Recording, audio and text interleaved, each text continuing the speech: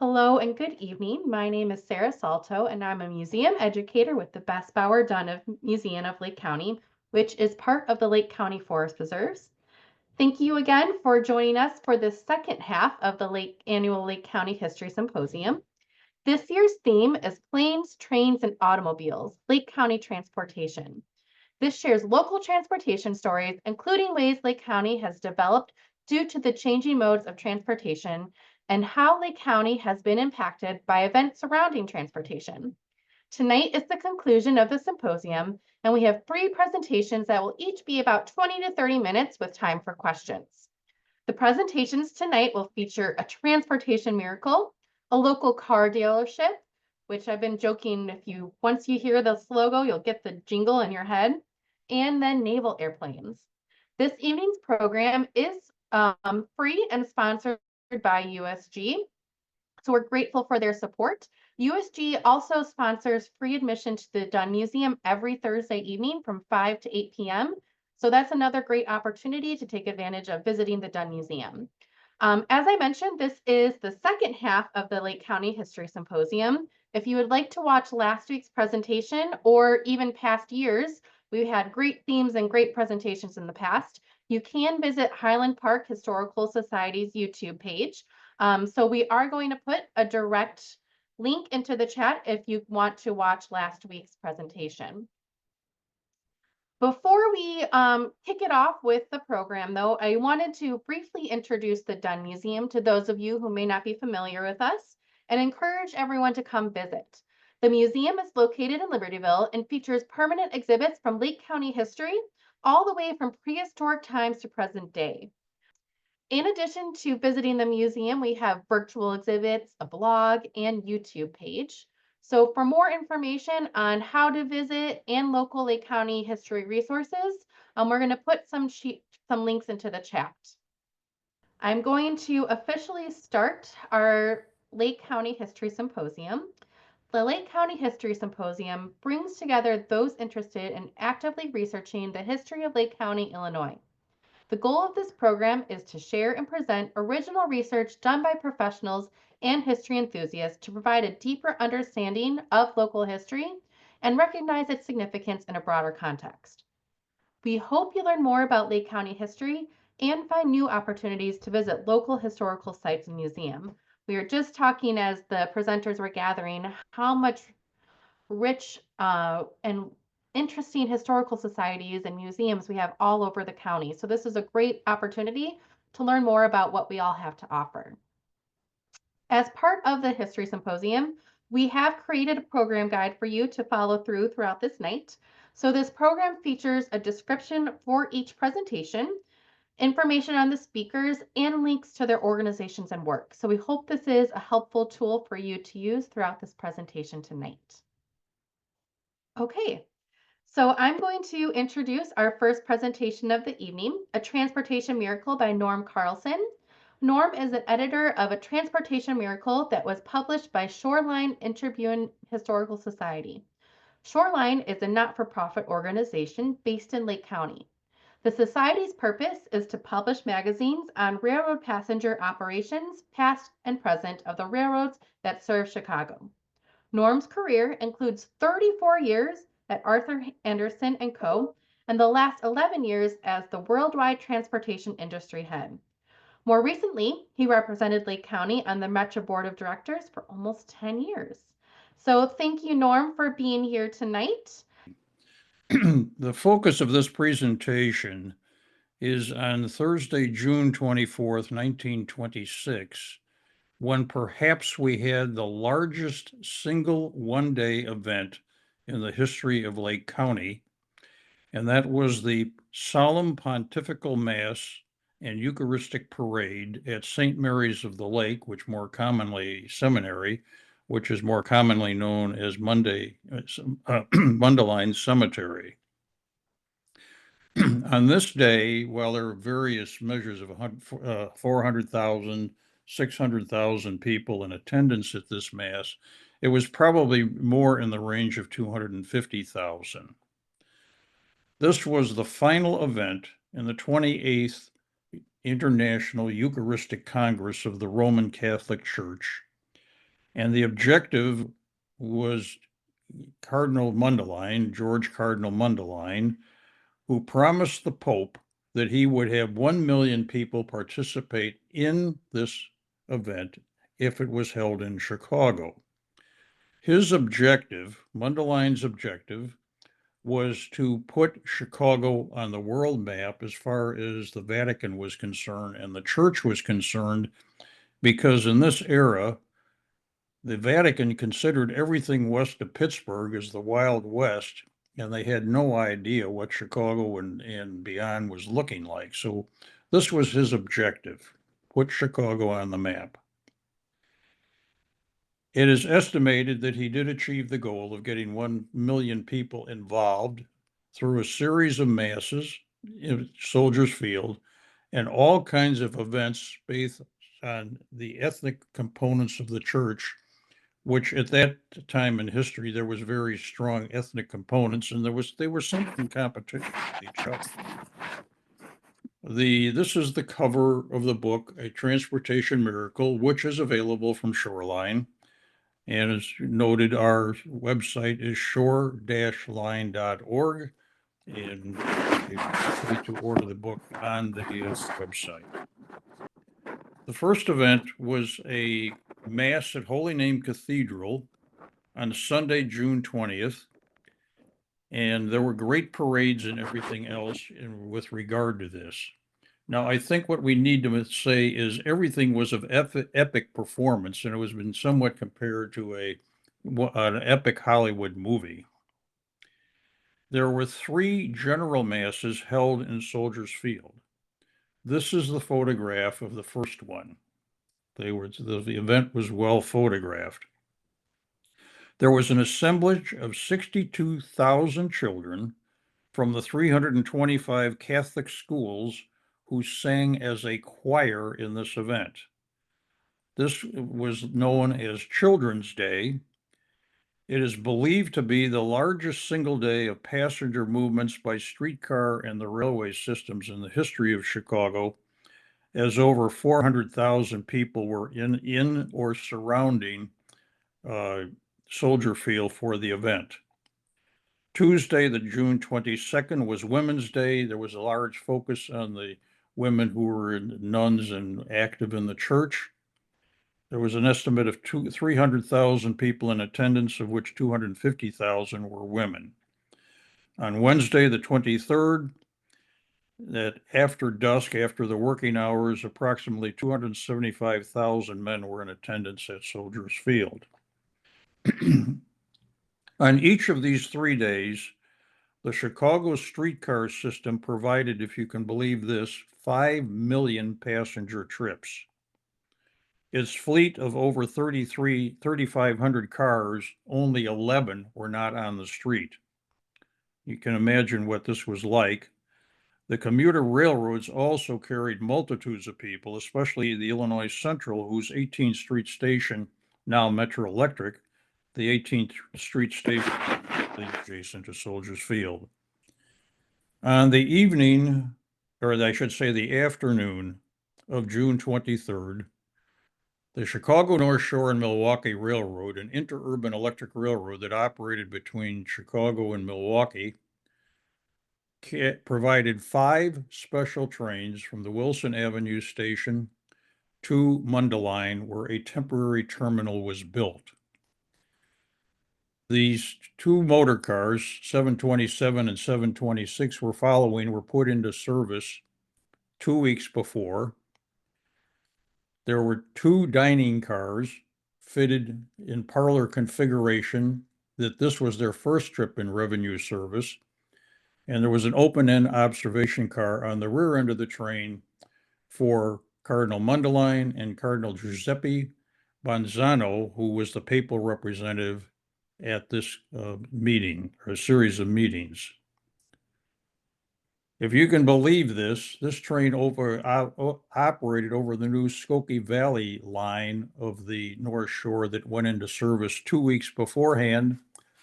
All of the decorations were designed, except for the shields on the front and back car, were designed and applied by Marshall Field and Company. something we probably don't know about Marshall Field in many cases.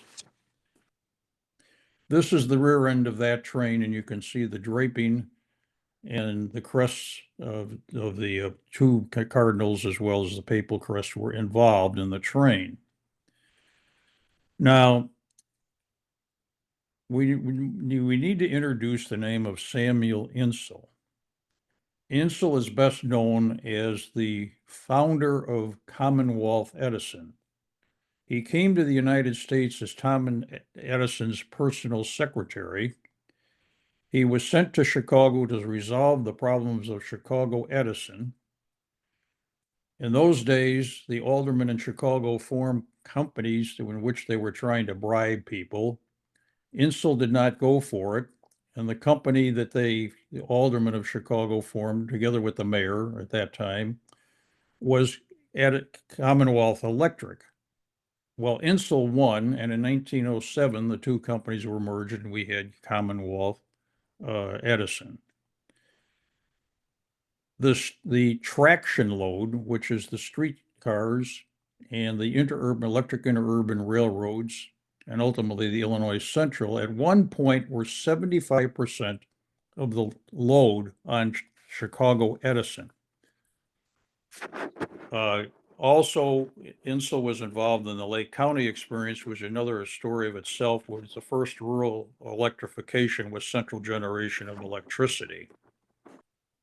This is the outline of a parlor observation car with the open platform on the rear end, just to give you an idea of what they looked like without all the decoration on them.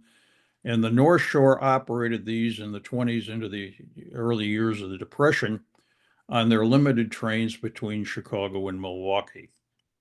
They served Waukegan, Kenosha, Zion, Kenosha, and Racine as intermediate locations. This is to give you some indication of what the dining cars looked like, which were also operated on the trains. Now, Insull controlled the North Shore, as well as the South Shore Railroad, which still exists, the Chicago Roar and Elgin, and the Chicago Rapid Transit Company. If you can believe this, the Chicago Rapid Transit Company was a subsidiary of Commonwealth Edison, and basically Commonwealth Edison provided what we know as today to subsidies to keep the elevated running so they could maintain the electrical demand. The reason that Insull became in control was the various elements of the system could not pay for the electrical bills, so they took stock in exchange for cash to pay the electrical bills. Insull provided a literal army of people to make this a successful event for Mundelein, and Mundelein appointed Insull as the non-Catholic representative at all of the significant events of the Eucharistic Congress to represent the non-Catholic people of Chicago and all of the surrounding counties. This is a small group of intimate friends that Mundelein invited for a dinner on the evening of the 23rd on the seminary grounds. And this is why Insull provided all of these trains to get all of the people from Chicago who participated in this dinner on the line. A temporary terminal, was built on the property across 176 from the main entrance. Today, we know that is the site of Mount Carmel High School. I hope I have the proper name of the high school, but it's was the property of that high school in 1926. You can see some of the crowds of people that were involved in the movements of the Rapid Transit Company. This is the terminal. If you can believe this, starting at 3:30 in the morning, there was a train every 4 minutes that originated on the rapid transit system at 63rd and Stony, Island Avenue, next to Jackson Park, on the south side of Chicago. And there was a train that originated every 4 minutes basically in the Englewood neighborhood at 63rd near Ashland. The two branches came together near 59th Street. So there was a train every 2 minutes from 59th Street through the loop and then up the Skokie Valley route of the North Shore to basically Route 176, where the trains turned and came west through Roundout, Libertyville to this terminal.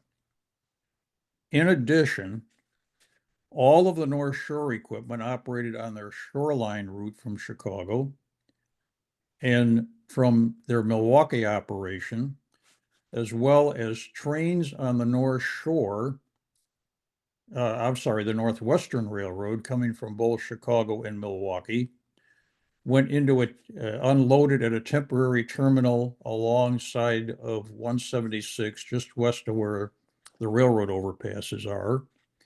And they ran these 8-car shuttle trains from Lake Bluff. So on the Mundelein branch through Libertyville into Mundelein in the Roundout area, there was a train every 75 seconds. That's almost incredible to think about. To do this, over 3,900 rapid transit employees were involved in the operation of these trains. We estimate that the North Shore delivered to Mundelein somewhere in the vicinity of 150,000 people. There were additional trains on the Milwaukee Road that went from Union Station to Libertyville, where the people walked from Libertyville to the seminary. And then the Sioux Line, which is now the Canadian National Line, operated trains from Des Plaines Avenue and Forest Park to the west side of the seminary itself in Mundelein. And they carried passengers that originated on other portions of the rapid transit network, as well as the Chicago, Roar, and Elgin Railroad.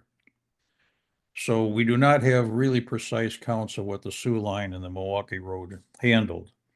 Much of the information that we have on the North Shore Railroad came from the North Shore records itself that were preserved at the Illinois Railway Museum. So a lot of this is original research.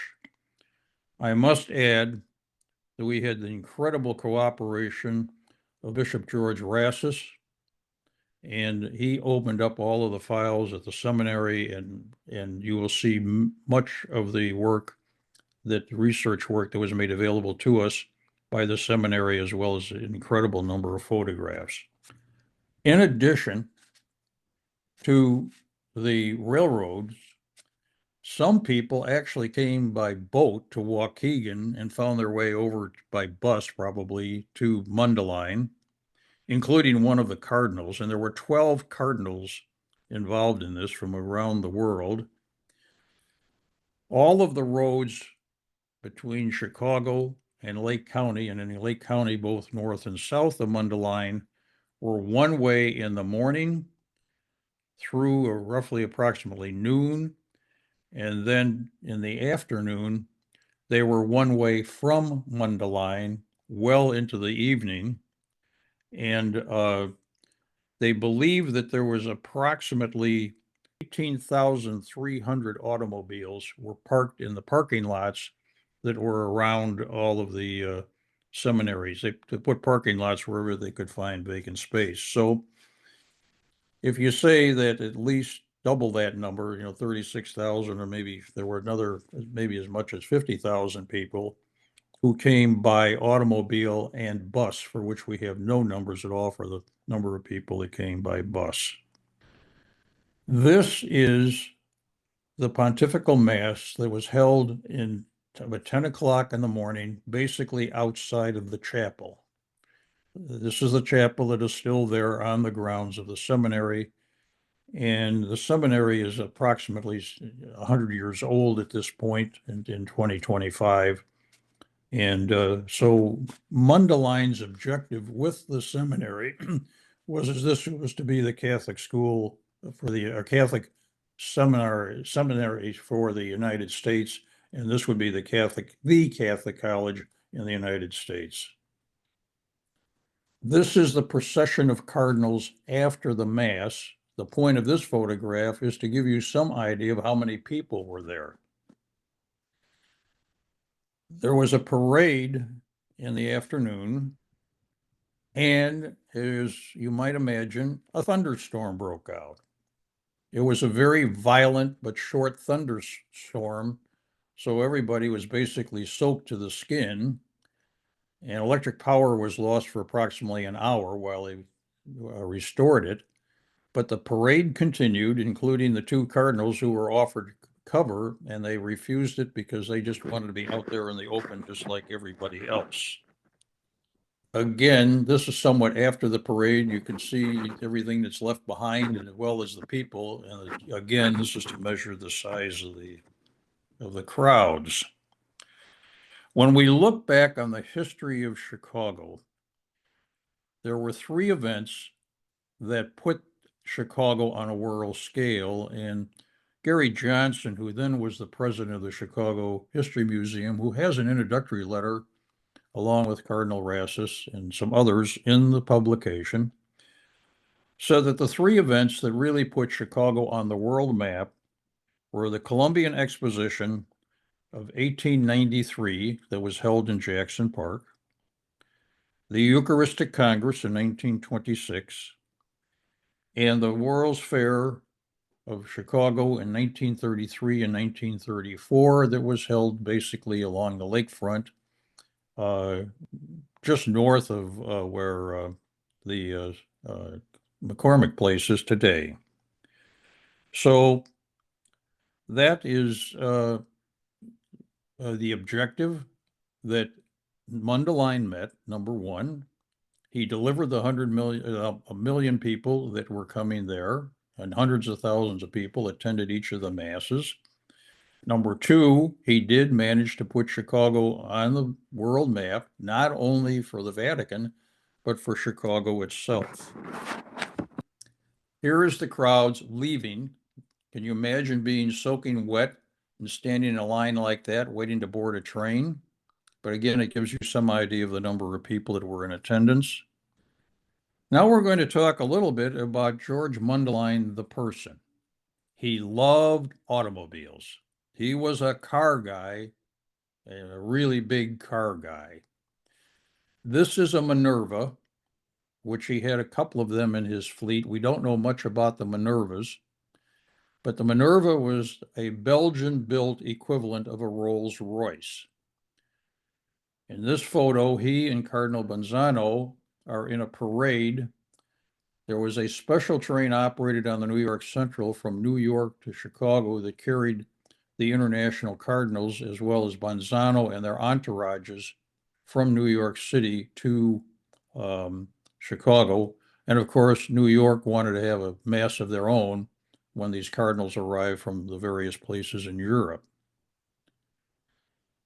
At one point, Mundelein had 3 Duesenbergs, and is rumored that he had somewhere between 5 or 7 Duesenbergs over the course of his life. So you wonder where the heck did the money come, or were these cars loaned to him or what? But he just loved being in cars, and he loved to be driven very fast.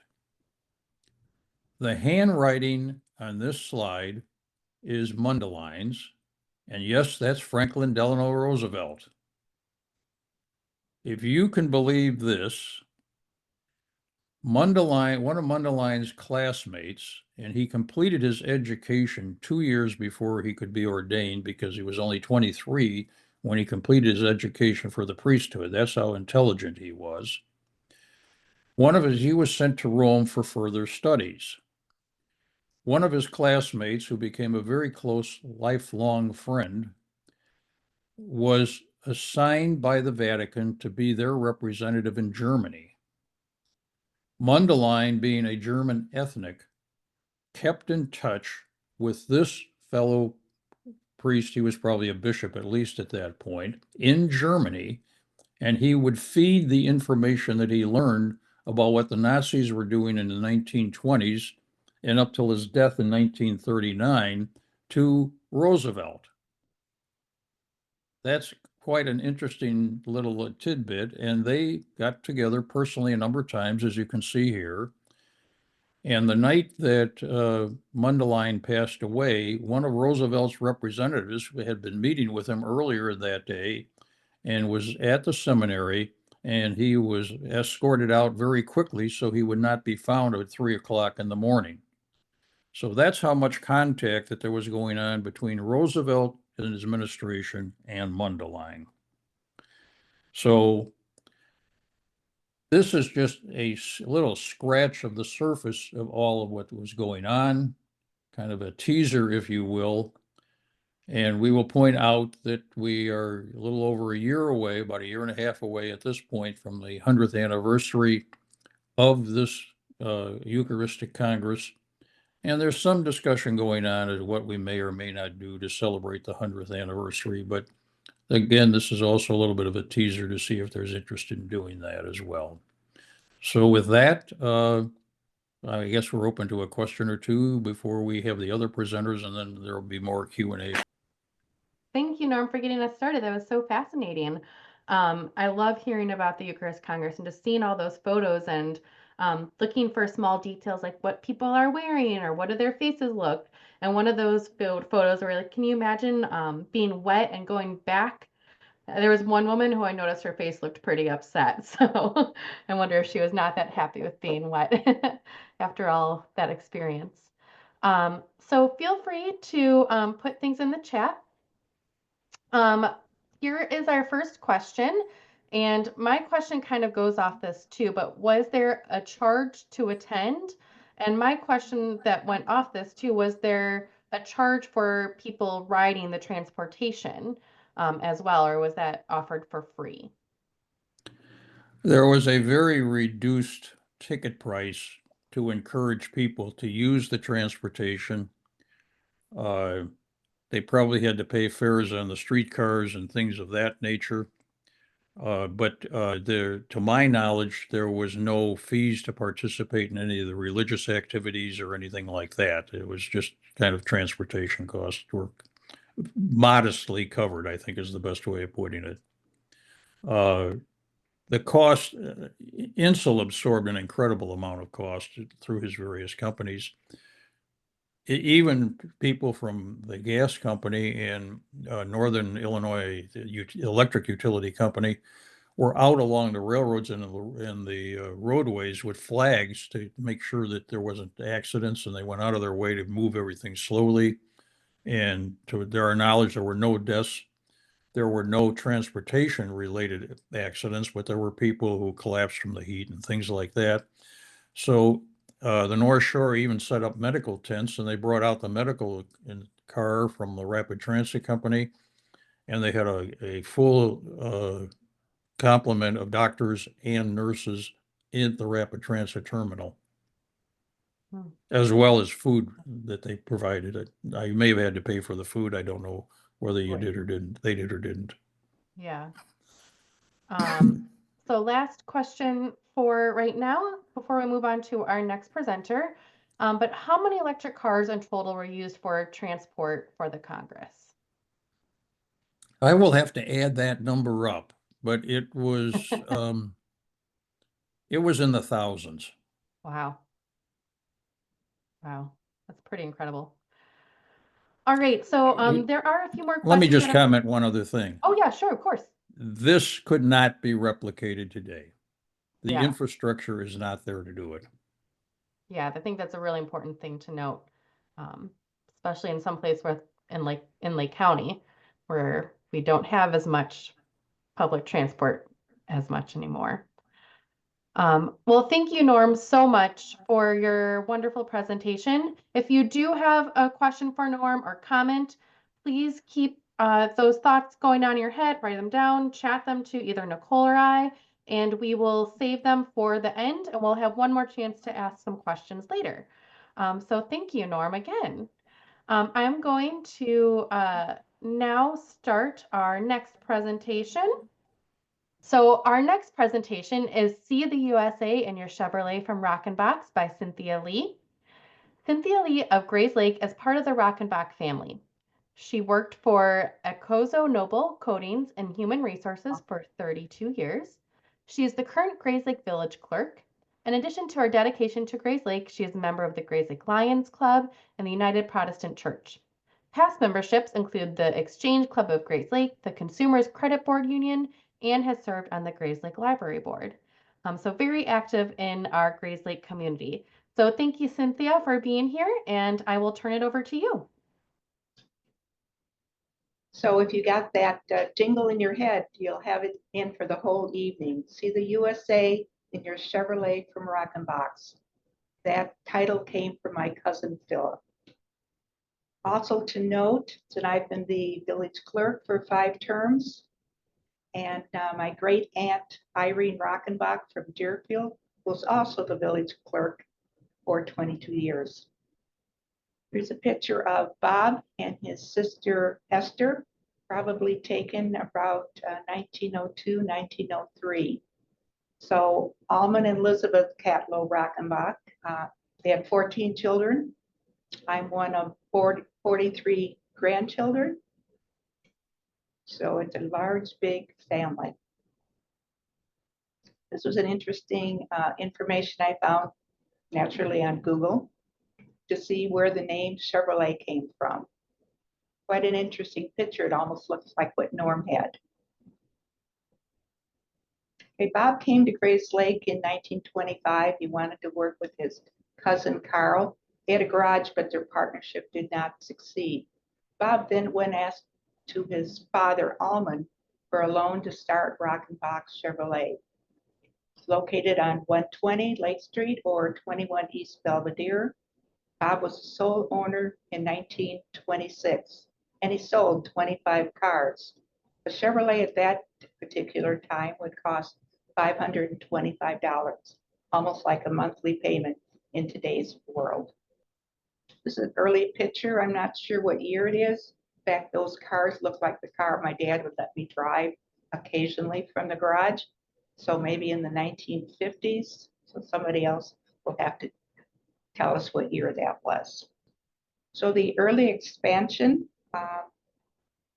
they expanded their business to include a trucking and a bus service. So the bus service would go like to Gages Lake, pick up any of the students, take them to different schools from Libertyville, Waukegan, or Gurnee. So it's interesting to note that my dad would be the 5th person on the left.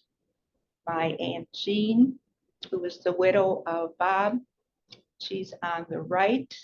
And the 3rd person in on the left is George Rockenbach.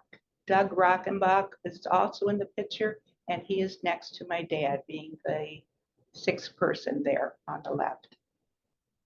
This is a picture at 21 East Belvedere. So Jean Rockenbach is on the left.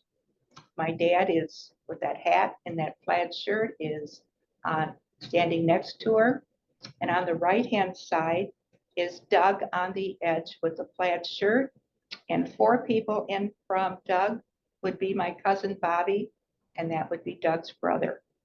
So Bob also ran the snow plow agency. They'd be downtown at Center Street, and he had a big, like a tractor with a plow on it. And then there was many men that would shovel alongside of him. All of a sudden, the front end loader got stuck. So they all decided, well, I guess we'll go to have lunch. I think they used to go to I think it was a tavern on Center Street, but they also served lunch. So Jean shared the business with her husband doing the bookkeeping. But at that time, when Bob was killed, General Motors did not allow women to own a business, and she had only 10 days to find men to take over. So she asked my dad, Rodney, or he was also known as Jim, and his brother George, but she wanted to keep 1/3 of the business for her son Douglas, who was in the service at that time.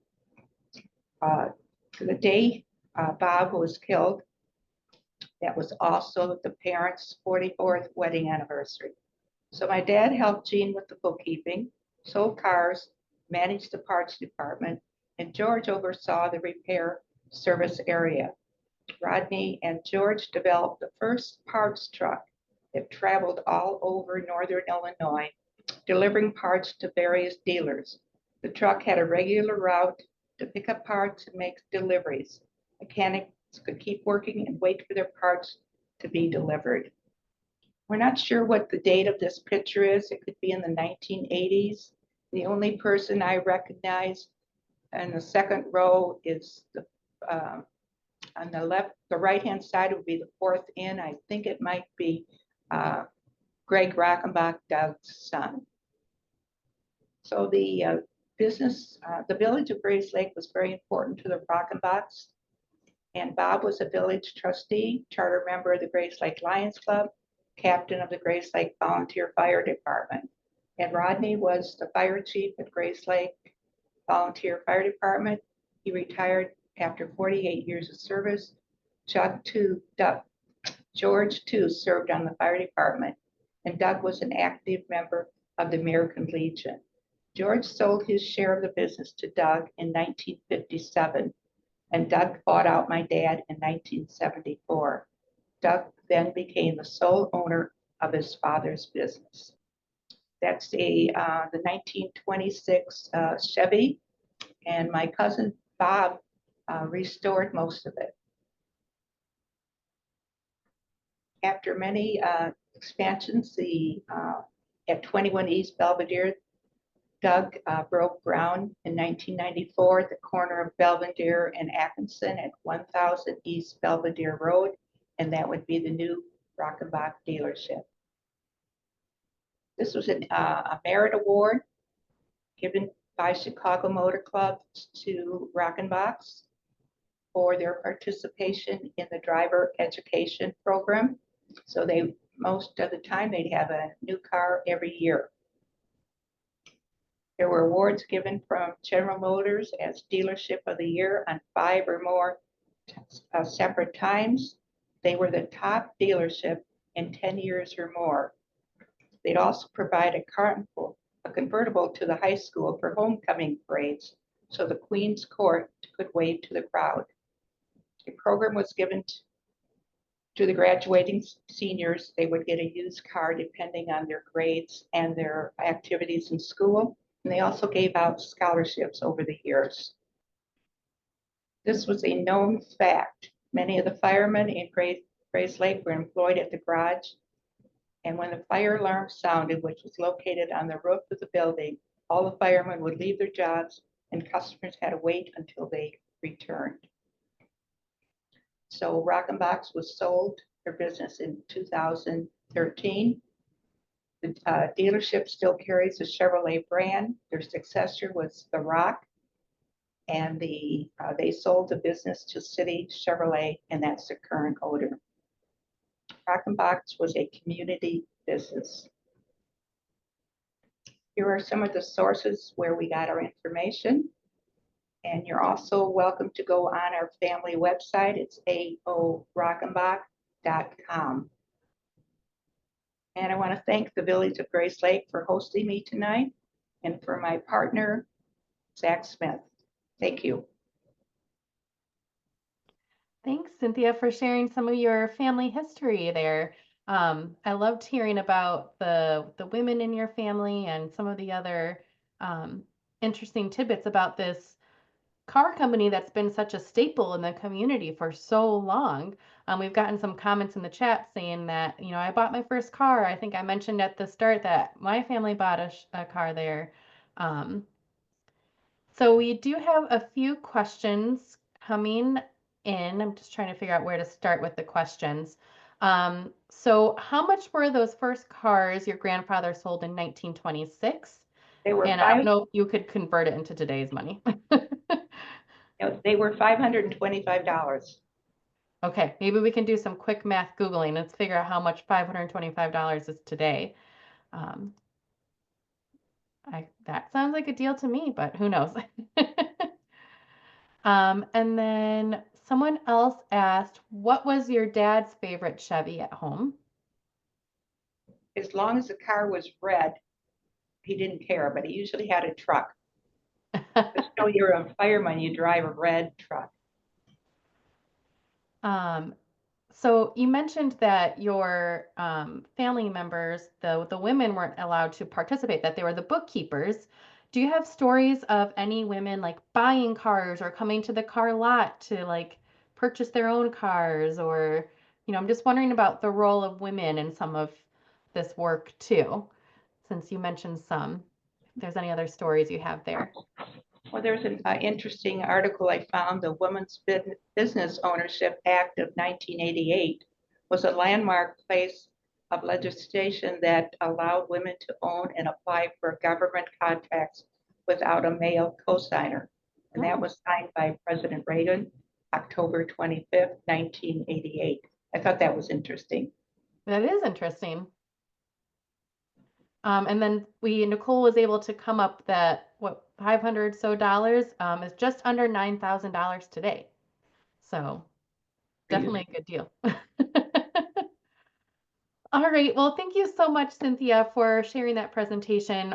There's still some more comments and questions coming in, but we'll hold off on some of them for right now until the end of all three presentations. So hang around, Cynthia, for us, and keep on putting your questions in the chat and the Q&A, and we'll keep track of those until the end.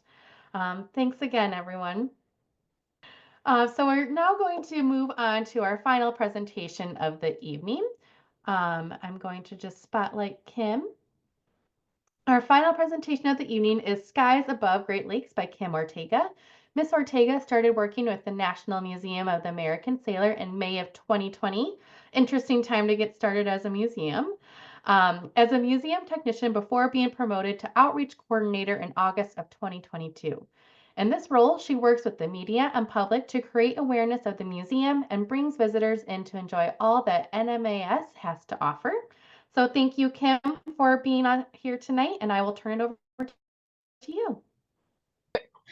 All right. So unfortunately, I don't have a catchy jingle for you guys.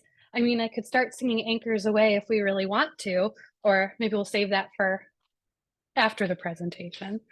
But just a quick introduction in case some of you don't know me or our organization. My name, again, is Kim Ortega. I'm the outreach coordinator here. Well, not here, this is my house, but at the National Museum of the American Sailor. We are located at Naval Station Great Lakes, which is home to the Navy's only boot camp.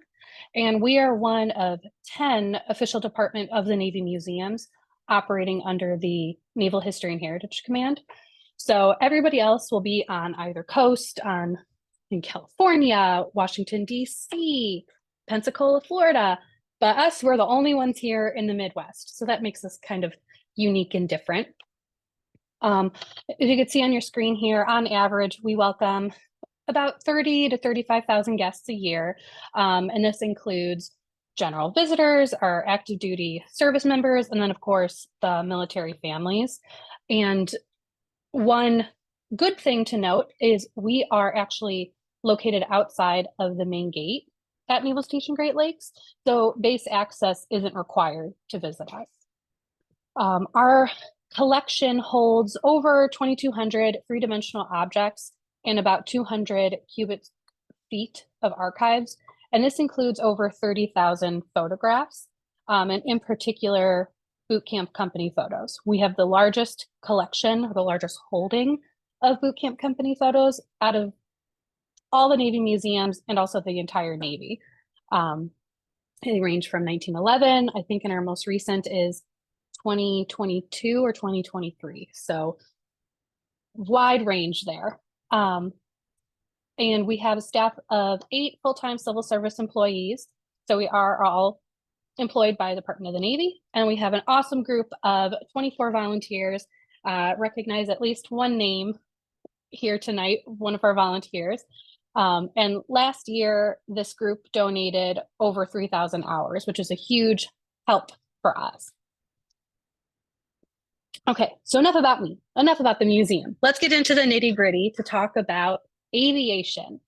So while we, the large we of the Navy, are obviously known for our ships, naval aviation is also one of the premier communities within the U.S. Navy and has been in existence for over 100 years. So tonight, I'm going to kind of consolidate this presentation. Skies Above is actually a larger program that's part of our Speakers Bureau, but we're going to hit the highlights tonight. So aviation at Naval Station Great Lakes during the World Wars, kind of touch on different area training sites, and then when aviation will ultimately leave Great Lakes. So jumping right in to Great Lakes during World War I, Naval Training Station Great Lakes commanding officer at the time was William Moffett, and he was a huge advocate for aviation. He was pro planes. And he served as CO of Great Lakes pretty much for that whole World War II time, from September 1914 through December 1918.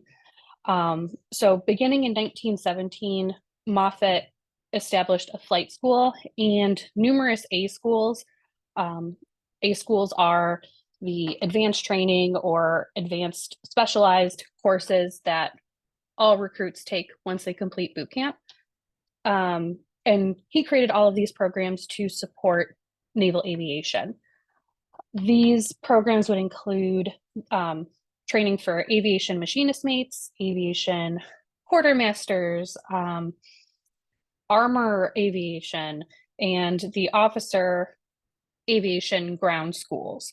So all of these things were emerging to support this new evolution of the Navy during this time. The schools would support both the enlisted sailors, but then also some officers as well, because they typically tended to be the pilots. The planes that all of these men and women a little bit would use to train were actually purchased by William Wrigley Jr. and some of his elite friends. So yes, the Wrigley family is kind of one of the founders or the kickstarts of aviation at Naval Station Great Lakes. However, after World War I, the flight school closed and the majority of aviation training moved to Pensacola. However, in 1937, the Naval Reserve Air Base opened in Glenview. So Glenview had more space for aircraft, which was growing increasingly larger and increasingly popular. Okay, so again, jumping ahead to World War II, the outbreak of World War II heightened the importance of naval aviation and specifically the need for aircraft carriers. So Great Lakes worked in tandem with many area sites to train pilots and the aviation support personnel, the enlisted side. All the while, those support schools would kind of have a resurgence, come back alive at Great Lakes, and then also get expanded upon. So you still had the aviation machinist mates and the mechanic schools, but the advanced aviation maintenance school and the metalsmiths school were also established around this time. So I briefly mentioned area training sites, so we're going to kind of look at a few of those. I think we all know Navy Pier, but what some of you might not know are the carrier training components that happened there. So aircraft carrier training arrived in the Chicagoland area in 1941, just after the attack on Pearl Harbor. And at that point, the Navy only had 8 aircraft carriers, and they were all needed for combat. They couldn't afford to take any of them out of service to train the pilots and the support personnel. And when it came to thinking about, okay, well, where is this training going to happen? Training on the coast was kind of out of the question. It was way too dangerous due to the potential enemy submarine attacks and just the proximity to kind of enemy territory. So the Navy decided that the safest place to conduct aircraft carrier training was in Lake Michigan. And for those who aren't familiar with Naval Station Great Lakes, we are actually on the lake, right in between Waukegan and then Lake Bluff. So kind of sandwiched right in between those two towns. To avoid taking carriers out of active duty, because remember, Navy needed all of them out in the fleet, the Navy instead converted 2 Great Lakes steamships into pseudo makeshift aircraft carriers. So they had to get a little crafty, a little creative. They removed the superstructures of both ships and installed long decks, I think about 500, 550 feet long, Douglas fir, using Douglas fir, and create a flight deck. And the Wolverines, I think that was on the Wolverine. And then on the Sable, the 2 different ships had the Sable had a 518-foot steel flight deck. So kind of giving different experiences. But to kind of tie this in to more of the local lens, space was at a premium for Great Lakes during this time. Almost 1 million sailors would train at Great Lakes during World War II.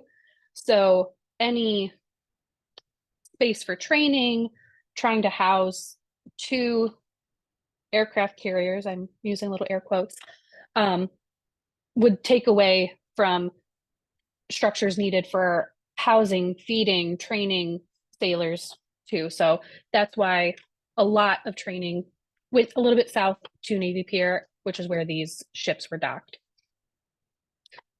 You're probably wondering, all right, I thought this was an aviation presentation. Why are we talking about ships? We're getting back to it. So throughout the war, these ships would pass 17,820 naval aviators and accumulate over 116,000 landings. And unfortunately, statistically surprising, about 200 accidents. So there are still some wreckages in Lake Michigan of planes just had a rough landing, couldn't make it to the flight deck. So as a tangential side note, our command has an underwater archaeology division that monitors things like this. So from time to time, they'll come out, pay us a visit, take a nice little boat ride onto Lake Michigan to catalog and document the current status of the wrecks.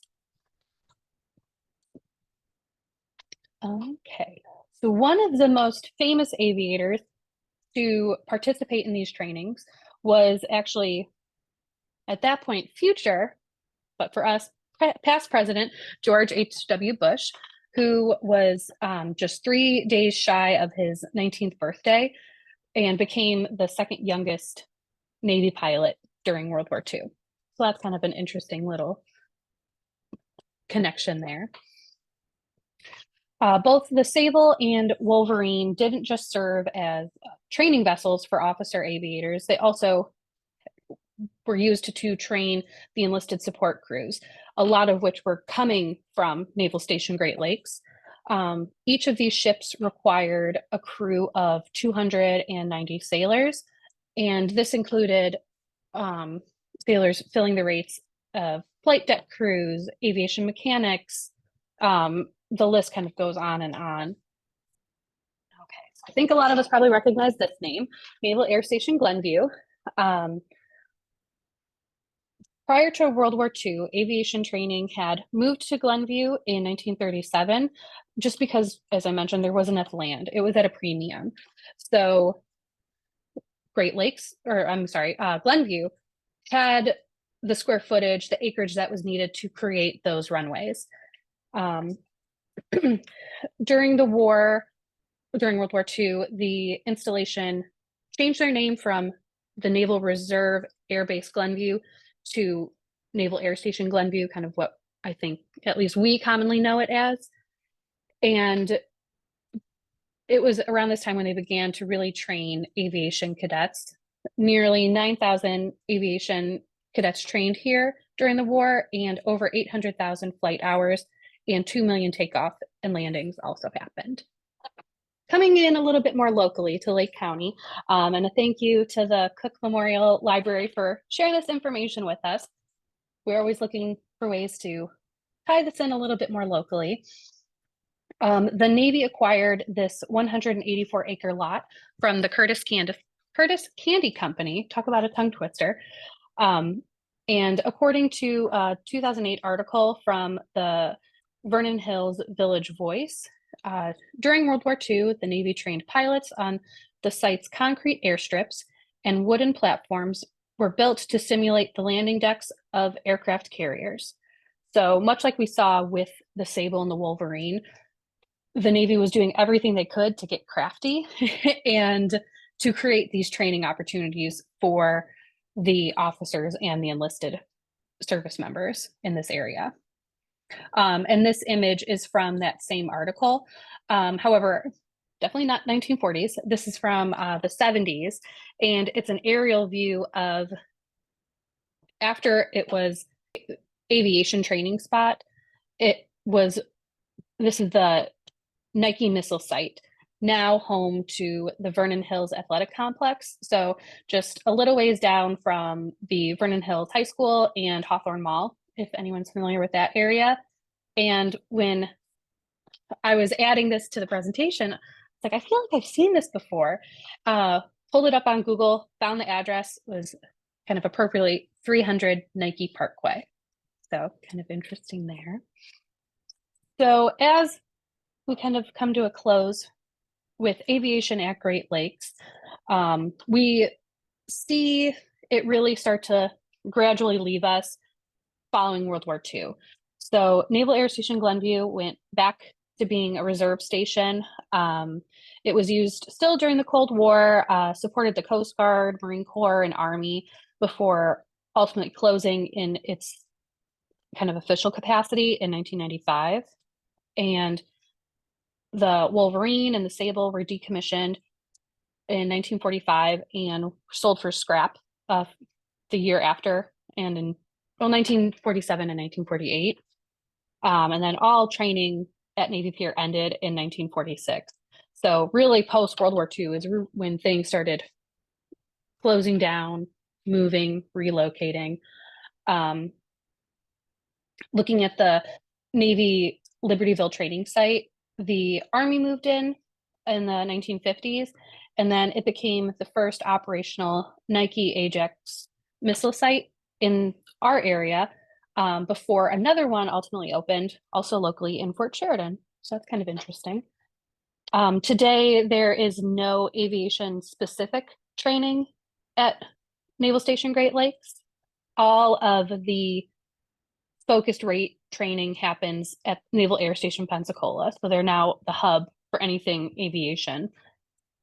This consolidation happened during 1993 with the Base Realignment and Closure Commission, the BRAC, if anyone's familiar with that. And that is when the Navy consolidated the 3 boot camps, us at Great Lakes, Orlando, and San Diego, into one, with being us. So just to kind of wrap this up a little bit, parting thoughts for you guys. Naval aviation's time in Great Lakes may have been short, but it definitely had an important impact.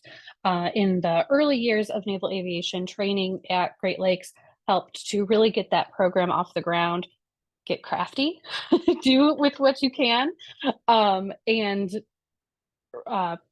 just provide an essential safe zone for thousands of Navy aviators and support personnel to get the training that they needed in order to be successful in the war.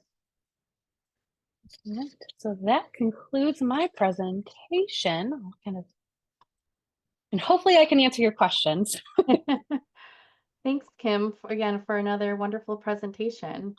So we are getting a few questions in the chat, and here's the first one. How did the Navy and Army Air Force differ with the airplanes? Oh, golly, that's a good question. Well, yeah, obviously the Army Air Force was the precursor for today's modern day Air Force / Space Force. I am not an aviation expert by any means, so I'll preface my answer with that.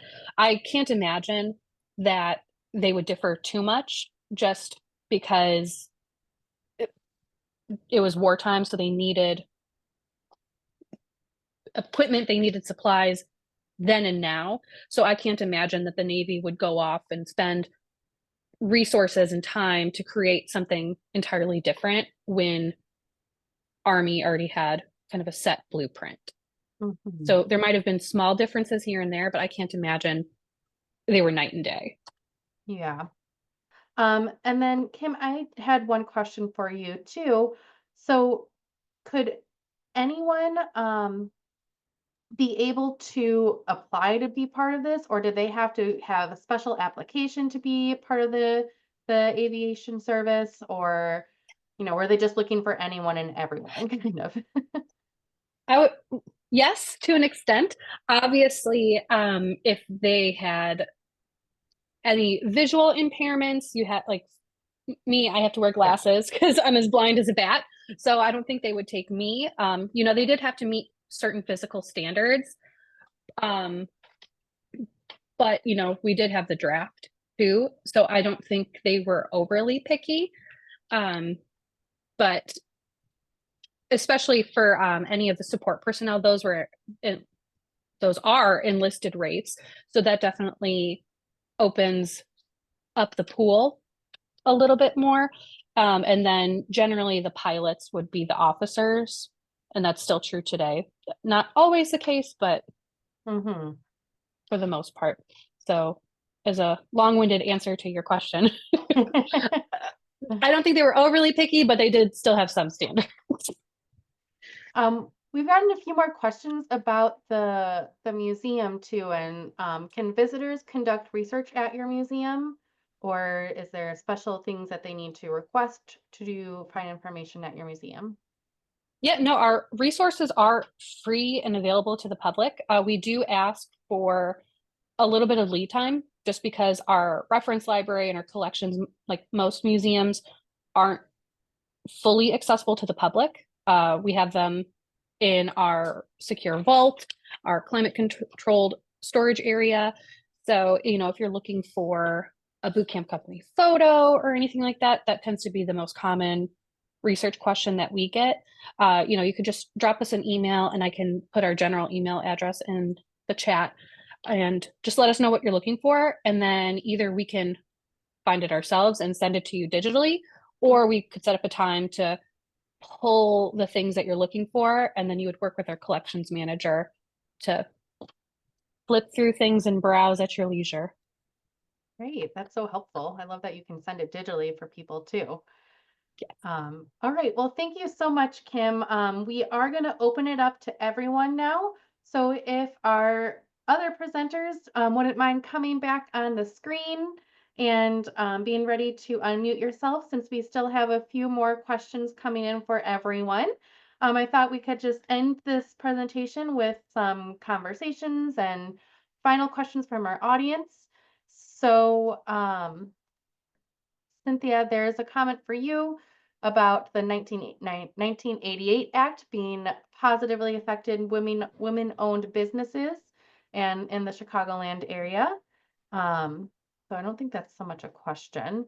It was a very nice comment, but I was like reading it as I was, I was reading out loud as I was going through this stuff. Okay, so Norm, we did have some more questions for you.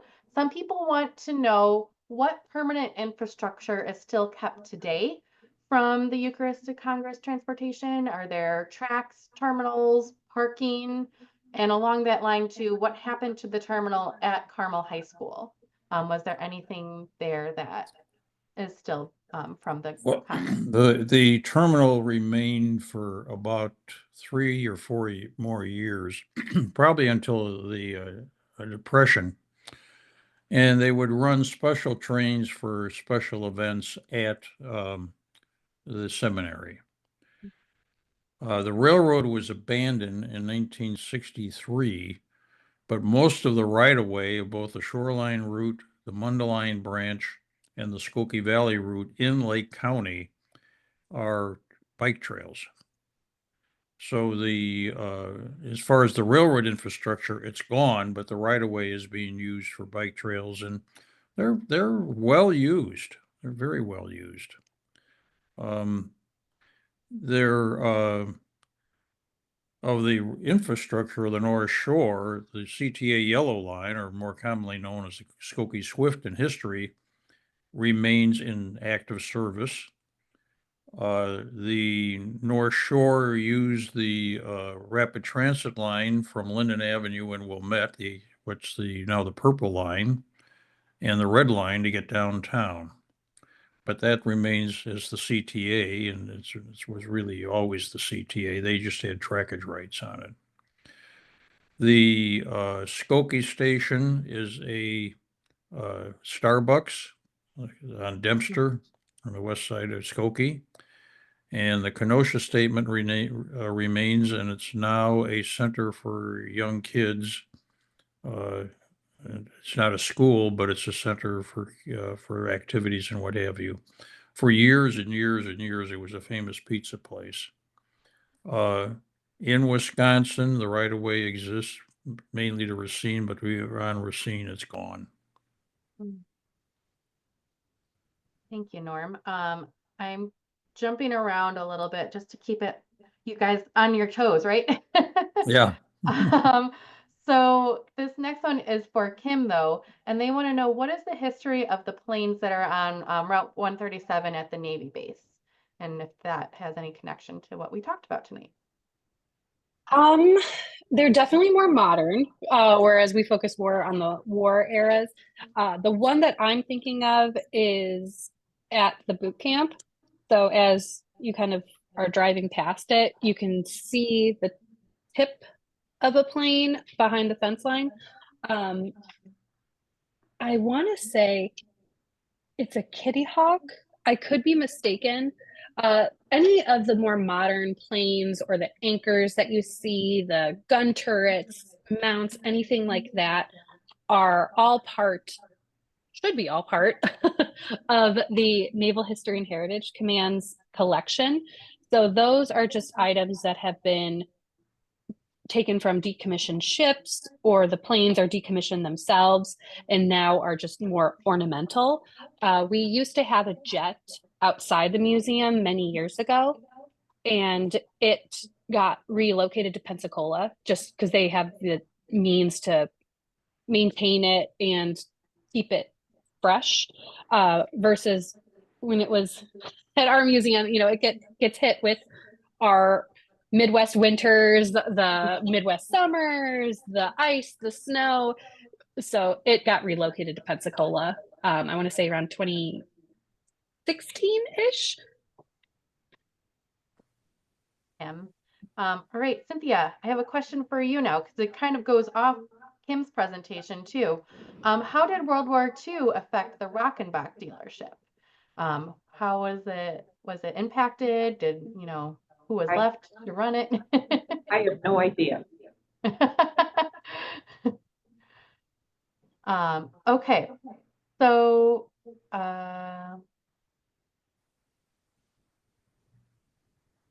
let's see. Okay, so Norm, I'm going back to you. Did you ever ride the Electroliner train on the North Shore at the Illinois Railroad Museum? And do you know of any equipment that's still in operation at the Illinois Railroad Museum? So kind of connections to the Illinois Railroad Museum. Well, I actually rode the North Shore on both the Shoreline Division and to the many trips on the Electroliner, some on the Electroliner, and some of the regular trains up to Milwaukee, as well as photographing the railroad. And we would charter the last remaining dining car on the 6 o'clock limited out of Chicago to Milwaukee. And we would ride up, we wouldn't go all the way into downtown because the trains basically met at the terminal, the arriving train and the departing train.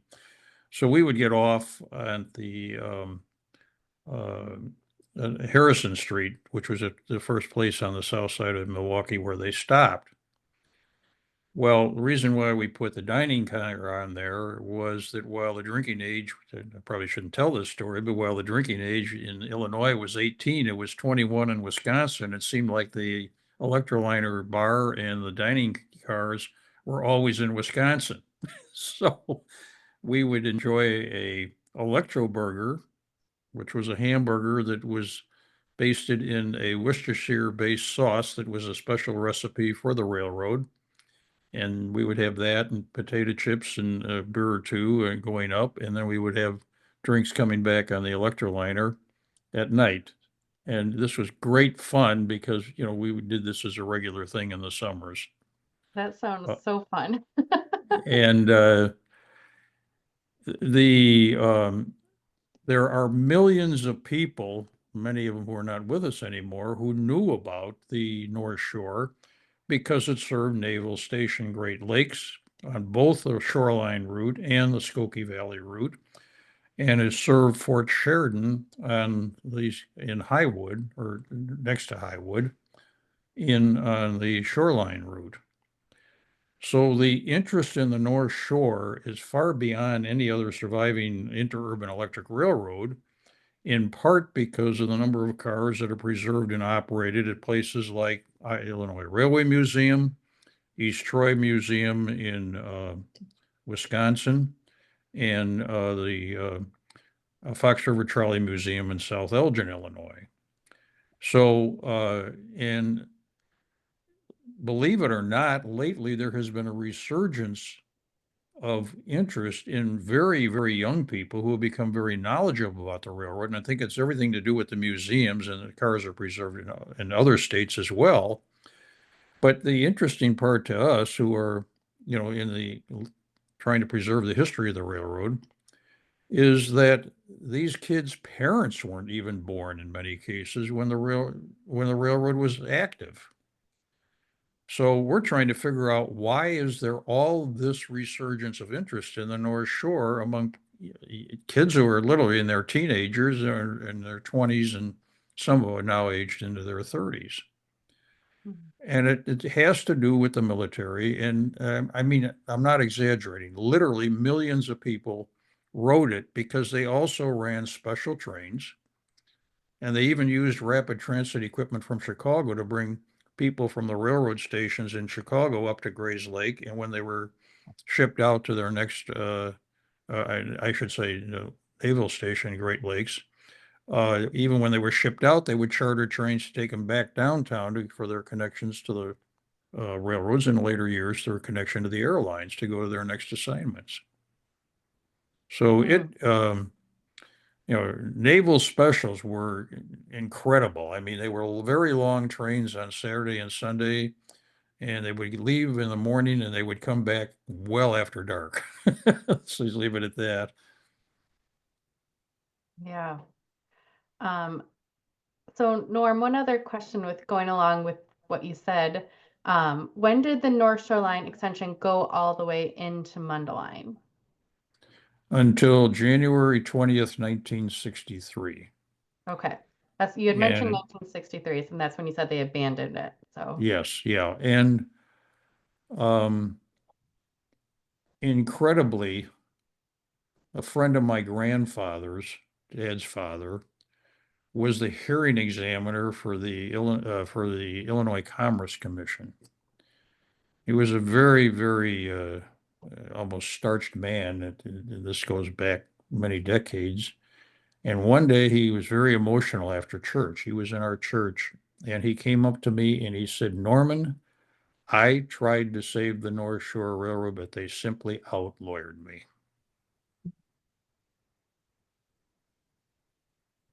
wow. Okay, there's still a lot more coming in. And feel free to comment, just about what we're talking about, what things you're taking away, feel free to put anything in the chat too. So I have one more question for Kim, and then I'm going to come back to you, Norm. But someone has asked, do the sailors coming into boot camp have a chance to learn about aviation, or is it something they go into after graduating? So I think it means more recent ones. So I'm not sure if you know that answer or not. Yeah, unfortunately, the recruits that are coming in only get the highlights of Navy history. It really depends on who their recruit division commander is, and how deep they dive into all of Navy history from 1775 up until today to an extent, and how it's changed, and how training in the 1800s impacted things today, and so on. So if it is mentioned, it's probably very brief, a quick highlight. I would say generally most recruits just know the basics, where, oh, aviation, Pensacola. They just make that connection and really leave it at that. Obviously, for those who are going into the aviation field, whether no matter what rate or what job they're going to have, then they'll learn more about that history. So I think it's more nuanced to where a sailor fits. So the same could be said for those who are going to be on subs, those who are in the nuclear realm. They get the highlights of everything, but then once they get to their A school, that's when they get down into the nitty gritty, if that makes sense. And I know Nicole also sent me a quick note about, I want to say there was sorry, I'm jumping back, a recovered World War II plane from Lake Michigan. Unfortunately, I don't know too much about that. Just, I guess, next time you're at O'Hare, Terminal 2, take a look, report back to me, because it's not one that's part of our command, so we aren't tracking it.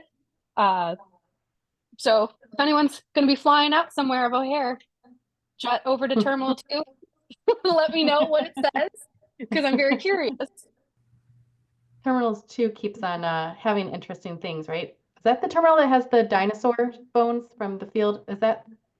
I have no idea. I feel like when I get to the airport, it's like a one-track mind. I need to get through security, get to my gate, find a spot, and then just wait.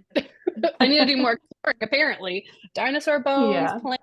What else am I missing? The dinosaur bones are in the United Terminal and Terminal 1. Terminal 1, okay. Thanks for the clarification.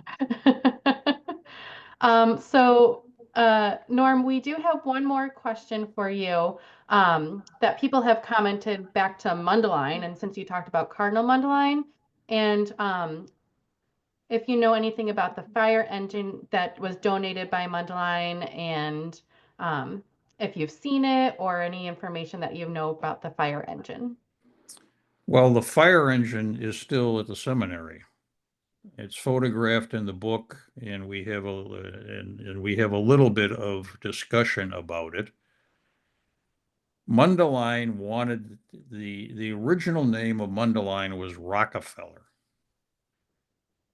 It was changed to area, AREA, but that was an acronym for a real estate development situation, and it was pushed by a real estate developer, and I forget what it stood for.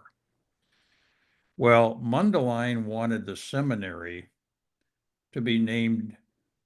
Mundelein wanted his seminary to be in a town named for him. So the first thing he did was he donated the fire engine. And then there's all sorts of urban legends about the vote, including that he marched everyone to register, all the seminarians to register to vote. And then he marched them to the polls to make sure that they all voted for him, so that the vote would be that they would name the town after him. Now, most of these are probably urban legends, but he was successful in getting the town named Mundelein after him. And he is, in death, still a resident of Mundelein. His remains are entombed behind the altar in the chapel. He also spent most of his living time at the seminary, because he wanted to work with the young seminarians, because he wanted them to influence them. And it gets back to all of the divisions of the ethnic nature of the Roman Catholic Church at that time. He wanted his priests to be, quote, American priests. And he tried to break down this distinction between the Polish and the Irish and the Italian and you name it. But even in the Eucharistic Congress, he did bend to that, because a lot of these non-general meetings were basically ethnically oriented. So he was an incredible force in the city. He was a legend in his own times because he was so forward-looking and so effective in making things happen. And you know, there's a whole study of Mundelein himself. And one day I was talking with one of our cardinals, and he said, I wish that we could do a technical history of Mundelein, but he said, with my passing, that is going to end. So there really is not the in-depth research on Mundelein that probably should have existed, because he was such a dramatic influence on the city of Chicago as well as on the Roman Catholic Church. And I'm not just talking in Chicago. He had impact all the way back to the Vatican. Cardinal Francis George, who I spoke with. And Francis George and Cardinal Supich was well aware of the project of the book, and Cardinal Supich had staff actually review the book, so that it's been kind of, I will say, blessed by the Archdiocese of Chicago as being accurate. Wow. Some very interesting history there, and I didn't actually know that Mundelein was buried still here. Yeah. That's also fascinating. And people have been putting in the chat too how Mundelein has some of the most unique names of any town I've ever heard, with area, and there's lots of really good resources out there. So if you want to learn more about just the different namings of how Mundelein came about, that's a really good one. So Cynthia, we have 2 questions for you. These will be our last 2 questions for the presenters, and then we'll just finish up with this. Okay, so I will ask this question first. Do you know why your family became Chevrolet lovers? What was it about those cars that got them started in the business? I would think because Bob wanted to have a garage and he wanted to be a mechanic. And I don't know why he started the Chevrolet brand, because I think that was one of the earliest car dealers that handled Chevrolets. Maybe one of the earlier franchises. Right. And then one other for Cynthia, what's been your favorite ad or slogan or jingle? You probably, when putting together this research, you're probably looking at all the different ones. And, you know, I remember, you know, Rockin' Back, Chevrolet, and all the other little jingles. I think you used to hear that on the radio, or you heard it on the TV, and then once you heard it, you just kept it going on in your mind. I want to say something about my dad and what color his car was. Oh, yeah. The reason he had a red, because he was colorblind. So the only color he ever bought, car or truck, was red. Oh, that makes sense too. I thought I had the connection with the firefighters, but yeah, the fact that he was colorblind makes perfect sense too. Again, I just want to thank everyone for joining us tonight for this wonderful collection of presentations focusing on local history. We really value everyone's time and their efforts into putting together these presentations. And I think it just goes to show how important local history is. There's so much diversity and wonderful stories that tell people here. People, objects, events that have all really shaped who we are as a community. And it's important to look at your local past to know why we are the way we are today, or maybe why you might see a path near Mundelein, or how Carmel High School is there you know, where these towns got their names. There's just so much rich, important history to our area. And I'm really proud of all our presenters that have come across for this whole symposium. We had 4 fabulous presentations last week that were all so different. As this program has been called Planes, Trains, Automobiles, we've been able to cover it all in just a short amount of Lake County history. And there's still a lot more research that we can do on this topic.